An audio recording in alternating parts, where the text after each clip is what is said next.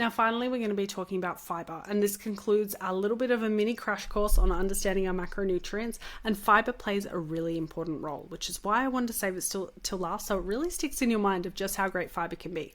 Now, the really cool thing about fiber is it technically does have calories. However, it doesn't really behave like it has calories. It behaves like it's got its own universe. And so fiber doesn't just feed you, but it also feeds your gut.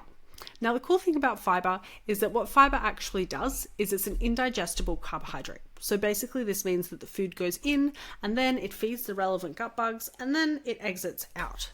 The really cool thing about this is that we don't actually break it down for us as humans and we get sort of fiber nutrients, but instead our microbiome does. And the importance of having a diverse and healthy gut microbiome are what could be the difference between you getting sick 3 or 4 times a year, every single year, versus you not getting sick at all. This is because 70% of our immunity is actually made up in our gut. I believe it's 90% of serotonin is also made up in the gut. So when we're not having happy gut bugs, there is also more bacteria that resides in our gastrointestinal tract than there is in our whole body. So who is running who, right? This is where it's really important to note that we get an opportunity here to feed the gut bugs that help us to feel our best. We get an opportunity here to make sure that the gut bugs we are feeding and make sure that we are actually feeding them as well, we get a chance to make sure that they are the ones that are going to help to regenerate the new version of us the next day and the next day and the next day. Before you know it, healthy eating over the course of 3 and 6 months can dramatically change your life. It can dramatically change your blood work, and it can dramatically change your symptoms that you go around with day to day thinking that they're simply normal, even though deep down you know they're not. Now, the reason fiber calories don't really count and why I didn't include them in here is because fiber pretty much passes through intact. If you've ever seen corn in a toilet bowl, you know what I'm talking about. Not that corn is directly fiber we're speaking about here, but fiber feeds the bacteria that's already present. It doesn't necessarily bring in new bacteria. This is why fiber is much more individual specific. And so to tell someone that they should have 0 fiber in their diet ever versus telling someone they should have heaps of fiber in their diet always is simply too black and white.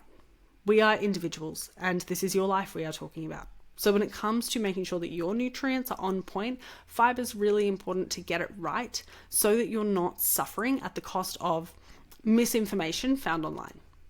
Now, the important thing with this is that if you're going through a gut protocol, which is quite common these days, and I do offer them as well, then you'll find that with your gut protocol, you will probably have a period of time where you're going to be going through an antimicrobials phase. Antimicrobials phase or a kill-off phase is exactly what it sounds like. But the reason why we need a kill-off phase is typically because there is an overpopulation or there is an exceeding population of bacteria in your gut that is negative, that is harming your health potentially and shouldn't be there. So we need to get rid of this. So what's happening is that bacteria residing in your gut that we don't think should be there, we're eating fiber because someone told us it was really good for gut health. And we're eating fiber, but we're constantly bloated, constantly feeling rubbish and wondering why and really just going around in circles like, the hell is going on in my body? You know, my best girlfriend can have 3 salads a day. She's absolutely fine. Me, on the other hand, I just look at a piece of lettuce and I bloat. What's going on? So typically fiber, when we're in highly aggravated states with our gut, we might need to pull back fiber for a period of time so that we can work to repopulate our gut with more of the good guys. And this is where, again, some people will bloat, some people won't. But ultimately, we want to get to a stage where we can enjoy around 14 grams of fiber, 10 to 14 grams of fiber per 1,000 calories that we're eating. So it doesn't have to be anything a crazy amount. You can titrate it up gently, but you also want to note that if you're increasing your fiber by 3 to 5 grams, you probably need to wait about 1 or 2 weeks of consistently eating that for your body to start to adapt and be like, okay, we've got more mass in us that we need to poop out. Okay. Now with fiber and gut diversity, again, fiber doesn't feed bad bacteria if it's not there. So unless the bad bacteria is already there and the bad bacteria is already dominating, we're typically going to find that fiber doesn't actually cause that much of a problem in our tummy. The goal is to create a healthy neighborhood in our tummy, okay? A healthy city, a healthy population of bacteria, not a population where we've got all these slums and streets where there's more crime and everything else going on. We want to tidy that up so that most of the streets are looking absolutely swell, everyone gets along, and that your body can thrive. Because again, ultimately, if your gut is suffering, then you will find that it's very difficult for your brain to focus properly. It's very difficult for you to push hard in the gym. If you constantly are like, do I need to go shit myself in the bathroom? It's going to be really hard to focus on that important meeting or interview that you prepared for. Okay, wondering if you can go out for dinner and wondering if it's okay that you eat bread with this meal, or it's okay that you didn't check, that you forgot to ask for gluten-free, that you didn't ask for this, that you didn't ask for that. That's not normal. It's fantastic that you are able to practice, and I do this myself, so I'm definitely not going to be pot calling the kettle black here. It's fantastic though that we get to practice choosing to eat particular items and avoiding other particular items. But with your gut being in a diverse and healthy state, we should actually have a much larger array of foods that we can eat. But to do that, we need to populate our gut with better bacteria first. And if we need to do an antimicrobials phase to kill off the bacteria that's causing the bloating, the brain fog, the constipation, the diarrhea, like the everything in between. If we need to kill off that bacteria and go through a bit of a journey to repopulate our gut with better bacteria, that's okay. That just means that for now, we do have to be a little bit more on top of what we're choosing to eat when we eat out at restaurants. So with fiber in your hormones, a really cool thing is that fiber can bind to little bits and bops in your tummy. This could also mean fiber binding to old estrogen, environmental toxins, potential carcinogens, and inflammatory metabolites. Now, old estrogens is basically, over the course of the month, our body as a female is producing new estrogen. It's also, once it's used that estrogen, for simple terms, once it's used that estrogen, it then needs to get rid of that estrogen. So it then needs to expel the excess estrogens, the excess hormones that have been used, and it's time for them to go. What happens often is that when our gut health is not feeling its best, or when we're also taking in more estrogens than what our body can handle, if we've got a lot of different sort of heavily processed fragrance items around us, we can find that what ends up happening is instead of that estrogen being able to pass through and exit out, that it can start to recycle and recirculate in our body. Now, with estrogens recycling and recirculating in our body, this can then lead to more painful periods. This can make it more difficult for you to have enough progesterone production during your luteal phase, which means if you don't get that progesterone, you might have quite bad cramps and mood swings.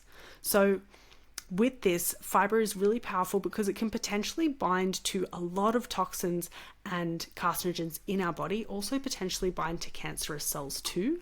And that is a long-term protective mechanism from keeping our body nice and healthy by simply making a choice with our nutrition. Now, I'd be remiss if I didn't say there's like so many different types of fiber.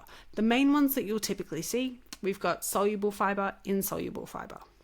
You'll see dietary fiber, and then you'll also start to see if you take or if you consume any sugar-free products, they'll typically have an added fiber in them. Now, not all fiber is created equal, but there's quite a few types. So to keep it quite simple, insoluble fiber, insoluble means that it's typically going to bulk up your stool. Maybe it's the opposite. Insoluble fiber and then soluble. Insoluble fiber is the one that bulks up your stool, and soluble fiber is the one that draws more water into the stool. So thinking of that, what we can do is we can change fiber of something by the way that we cook it.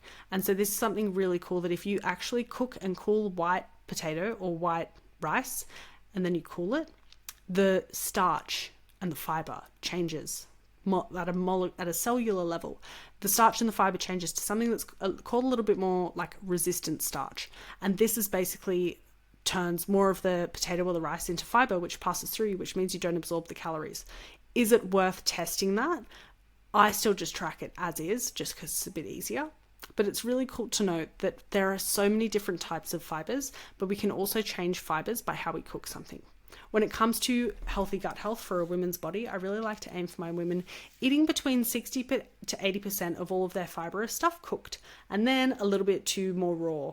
Now, the reason being for this, it tends to be just a little bit easier for our tummy to digest. And depending on how we're cooking something, we can still keep a lot of those nutrients within the food that we're eating and not sort of washing them down the sink. So a final message to wrap up this workshops. I hope that you've enjoyed them. That wasn't English, but just bear with me. Okay, understanding these molecules means understanding something that you do every single day, which is eating. when it comes to looking at the back of a nutrition label and feeling empowered that you actually know what the hell is going on in that table. That's absolutely awesome.